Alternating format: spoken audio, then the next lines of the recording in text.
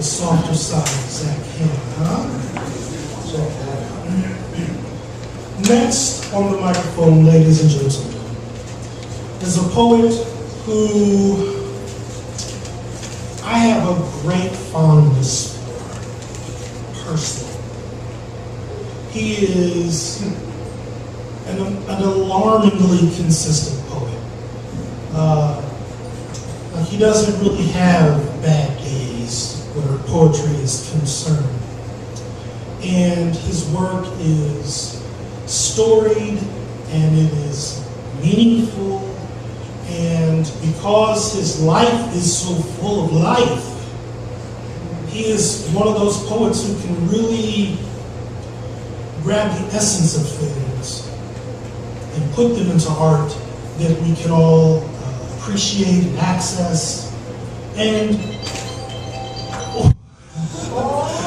yeah, it's okay. It was during my introduction, not during Bill's awesome poetry. So, ladies and gentlemen, this guy, it can, even beyond the poems, I think something that you would assume about our next poet just by hearing his poetry, forget his voice, okay? Because that's not how he really talks, okay? But if you listen to his work, you would think, I think he might be a really cool guy, and it turns out he is. So ladies and gentlemen, please welcome to the stage a poet I have a great amount of respect for. Please welcome to the microphone to talk about love. And one more thing. Bill came to us.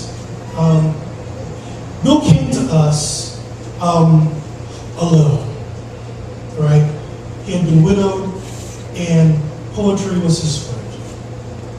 But Bill is no longer alone, and so every time he kind of takes to the subject of love, a little part of me rejoices for him and Pat where they are today.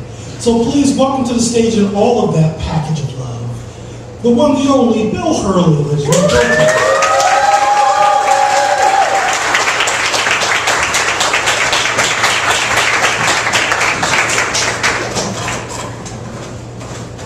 Just because I'm not wearing high heels doesn't mean I didn't need help. I'm old.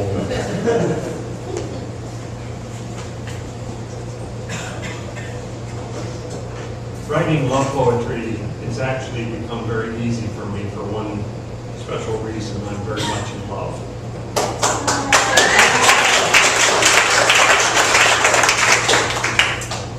About 6 months to 12 months ago, Pat and I decided one Sunday that instead of going to church, we wanted to go out into a very special place, meditate, absorb the nature around us, and kind of explore it spiritually and journal it, and that's going to be our way of celebrating the sacred.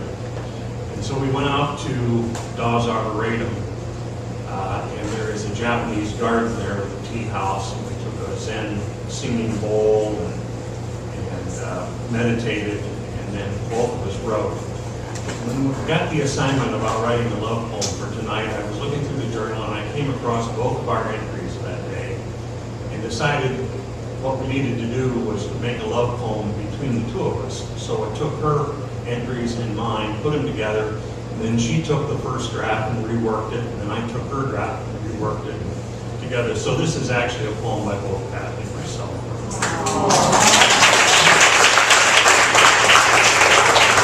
The name of it is Sacred Space. Still waters mirror the dome of heaven. A Japanese bridge vaults the nearby creek like a cat stretching from a long afternoon nap. Stepping stones mark the water as if a child had skipped them across the surface. Canadas glide across the water effortlessly, only creating turbulence when checking out intruders or protecting territory.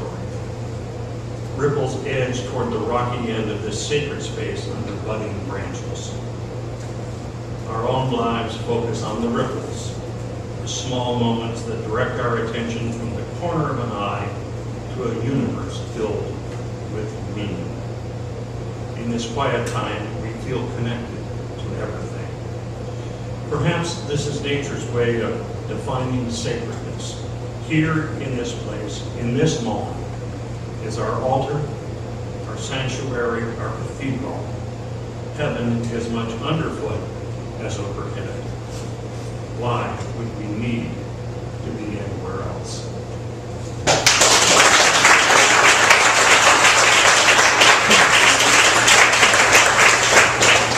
And here's a poem that I wrote for Pat, and will probably be read at our upcoming wedding this fall.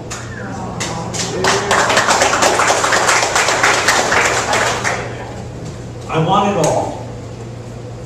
I want all of you. I want your wine and your vinegar, your illumination and shadow. I want your rumba and your rondo, your bach and your baklava.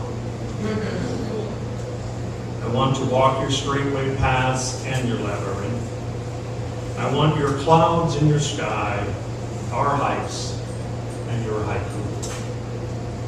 You are the reason I get out of bed in the morning, and the reason I don't want to. I'll give you Neruda and Kerouac and all the stanzas of my heart. So let's waltz to Porter and Gershwin and make love among the stars. But most of all, let's keep writing this poem.